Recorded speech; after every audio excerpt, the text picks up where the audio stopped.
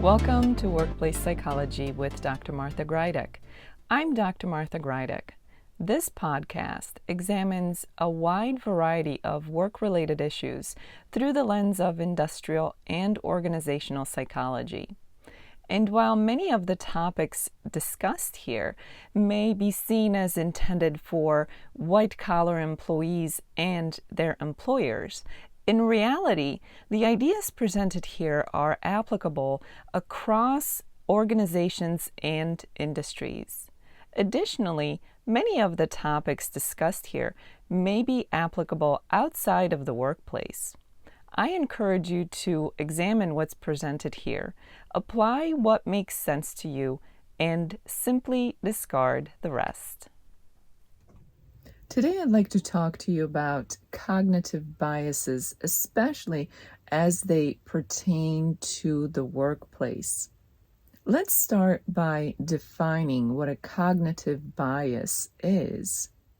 In simple terms, it's an ongoing or systematic deviation from rationality or from the norm in terms of judgment.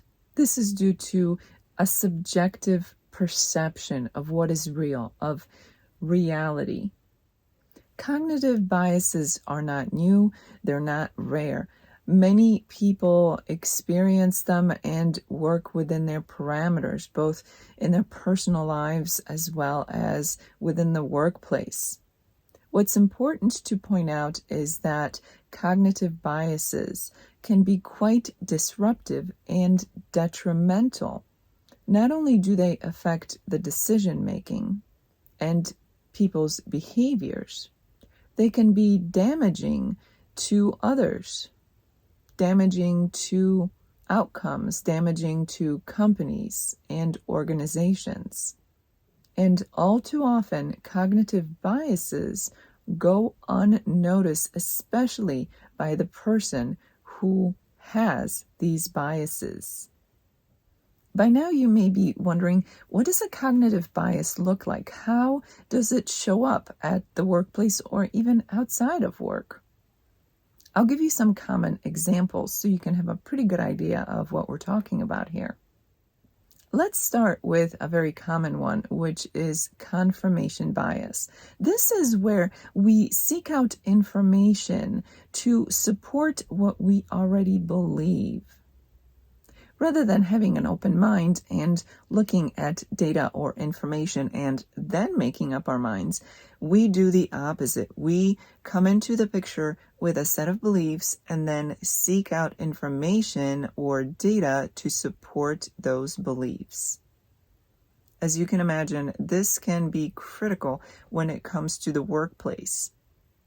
Confirmation bias can lead us to incorrect decisions that can prove to be damaging or even disastrous.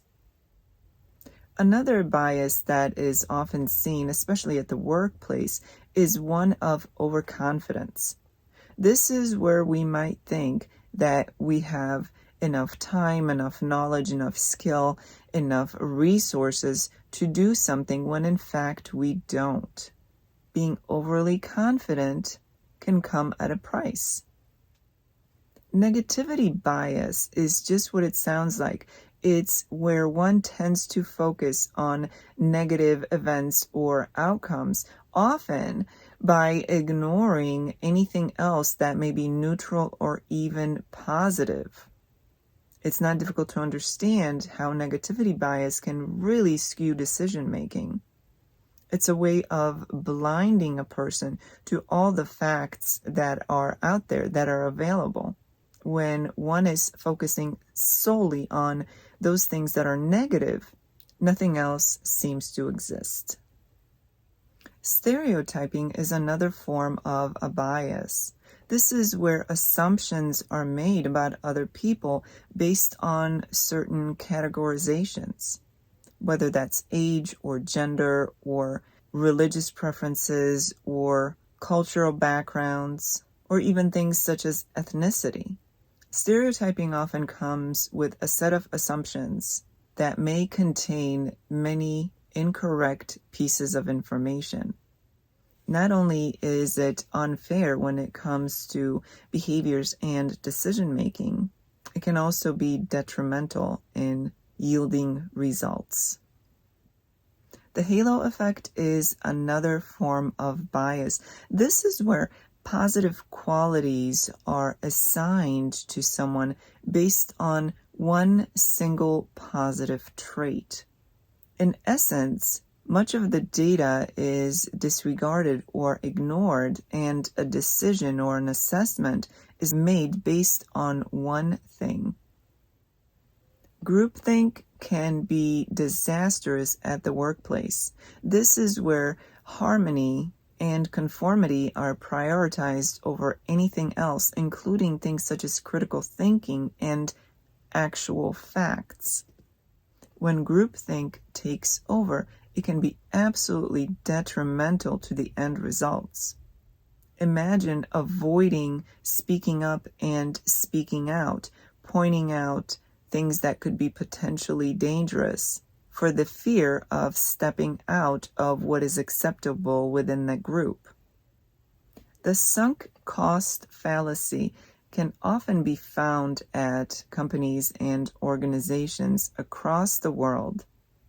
This is where the commitment to a decision or a project is continued based on what resources were already allotted to it, regardless of whether or not it makes sense to continue, especially if it is obvious that the end result will not be favorable.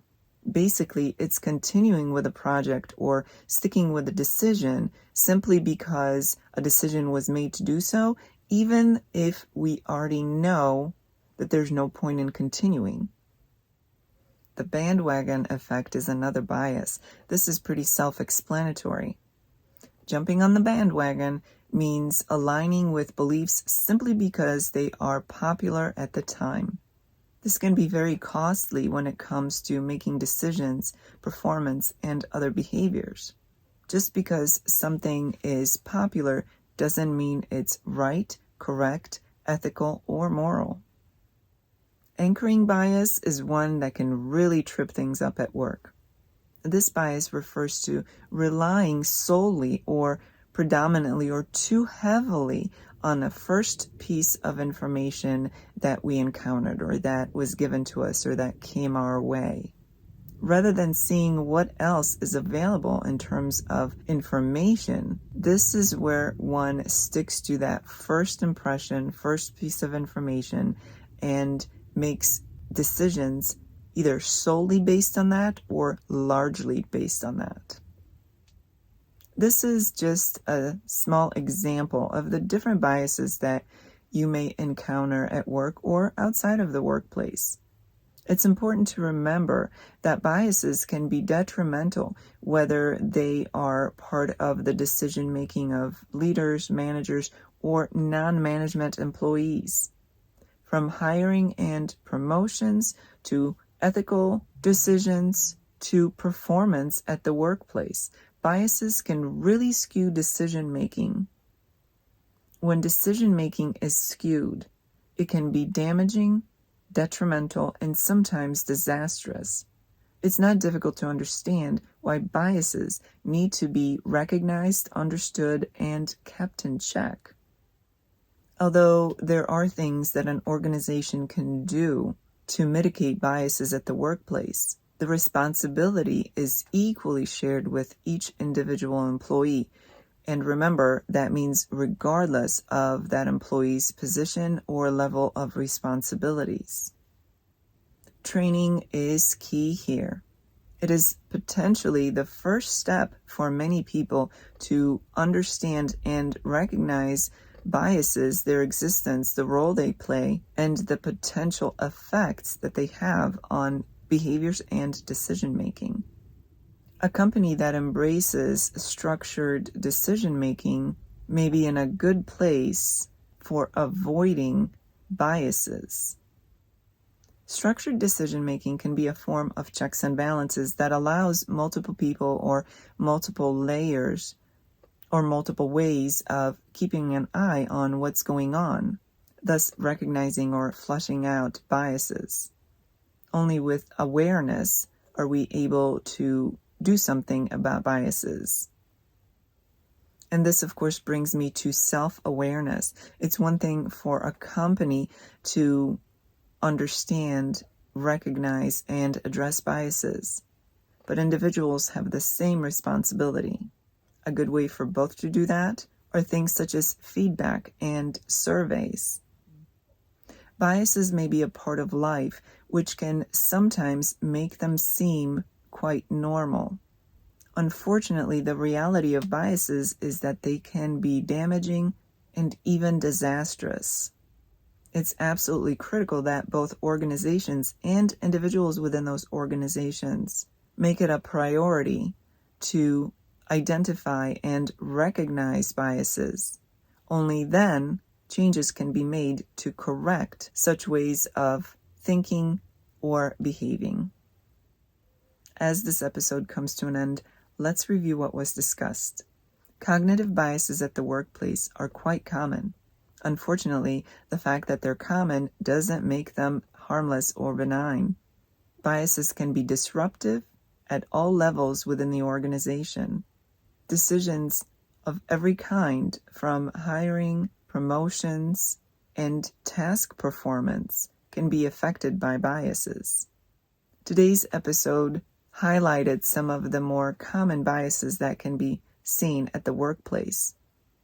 From confirmation bias to negativity bias to groupthink, each bias has its own way of affecting behaviors and decision-making, and not in a good way.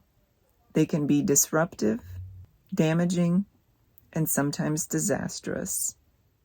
Both organizations and individuals have an equal responsibility of recognizing, understanding, and correcting biases.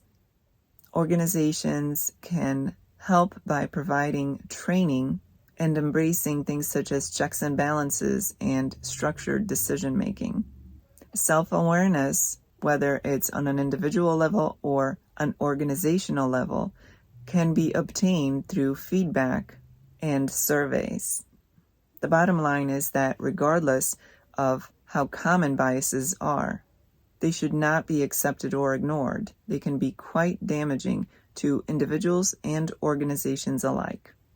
And everybody has a responsibility to address them properly. As the week unfolds, I encourage you to consider biases at the workplace. This is both in terms of your individual experience as well as the organizational contribution. Self-awareness is key for recognizing and correcting biases. Considering how damaging they can be, it's absolutely critical that everyone engage in an exercise that allows them to recognize, understand, and correct their own biases. As a business owner or someone in leadership or management positions, your responsibility is even greater. Your company has the responsibility and an opportunity to create the kind of environment that will minimize biases and the role they play within the organization. For those of you who experience this podcast in an audio-only version, I encourage you to check out my YouTube channel, Stress Free with Dr. G, where you can find the video version of the podcast. While you're there, check out some of the other videos. They focus on a comprehensive approach to stress management. Stress Free with Dr. G can be found on YouTube. The link for that is in the description below. Thank you for joining me today. Please subscribe to this podcast. I look forward to seeing you here again next time. Until then, I wish you joy and well-being.